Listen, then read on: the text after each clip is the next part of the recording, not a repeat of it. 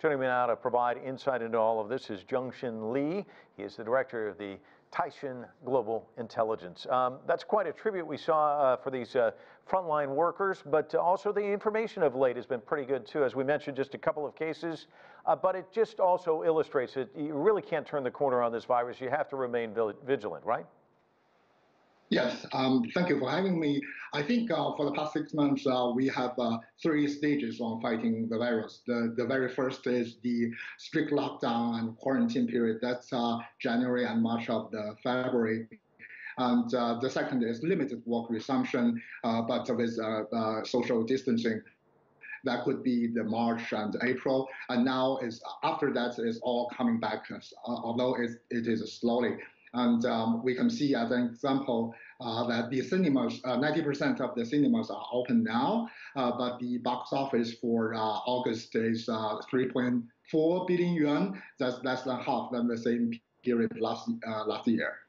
And let's talk a little bit about schools, because this has been something that we're seeing just different countries opening up schools with different kind of responses. Here in the United States, a lot of universities are having troubles, some schools opening, having some students not wearing masks, no social distancing. What about schools there in China? How's that going so far? Yeah, different grades, they come back to the schools on different weeks. I think this is the second week for the school opening, and they have taken a lot of precautionary measures. For example, students need to report their temperature on a daily basis, and they have to wear masks. So this is the second week. We didn't see a spike for the last week, so we hope that all these measures are effective. And let's talk a little bit about the economy. We've pointed out that China was the first to really confront COVID-19, really the first to kind of turn the corner on it, but it is a tough sledding out there in terms of bringing the economy back. Talk to us about where they are at this stage.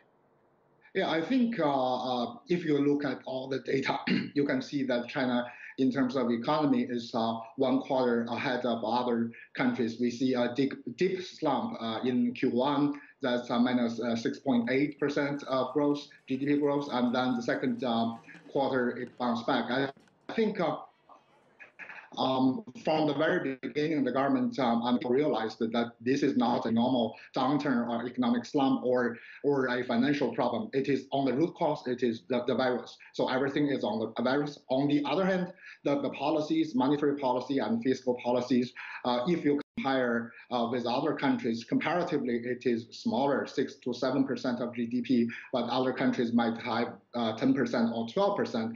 But these measures are still very large. For example, the fiscal support has been, say, like 8 trillion yuan, and these measures are very targeted. The monetary policy targeted at providing liquidity to SMEs, and the fiscal ones to provide support for the lower income citizens. And then let's talk a little bit about Chinese vaccines. They're being displayed at the International Trade Fair. Where is China now in the race to find a vaccine? I think we by the end of last month, I think there are 8 third phase trials in the world, and China accounted for half of them. I think it is optimistic that we will have a vaccine by the end of the year. That being said, I think people and cities are more prepared now for if there is not a cure or vaccine, because in the last, say, 3 months, June or July, you can see some sporadic spikes in several cities. But after all this experienced quarantine in the past, and by strict contact tracing, these cities, when they act, they are acting very effectively and fast. So of course we hope that there will be a cure or a vaccine, but if not, we are more prepared. Zengxin Li joining us with analysis. Thanks so much.